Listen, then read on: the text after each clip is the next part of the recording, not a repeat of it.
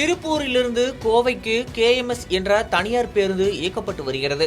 இந்த பேருந்து இன்று வழக்கம் போல திருப்பூரிலிருந்து கோவைக்கு வந்தது.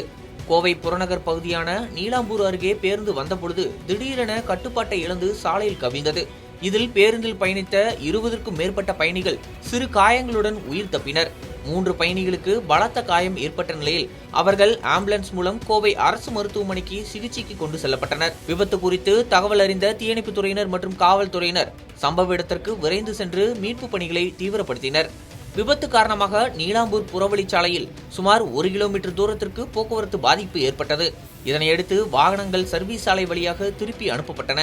இதனிடையே விபத்தை ஏற்படுத்திய பேருந்து ஓட்டுநர் பீளமேடு காவல் நிலையத்தில் சரணடைந்தார். விபத்து குறித்து நீலாம்பூர் போலீசார் விசாரணை மேற்கொண்டு வருகின்றனர்.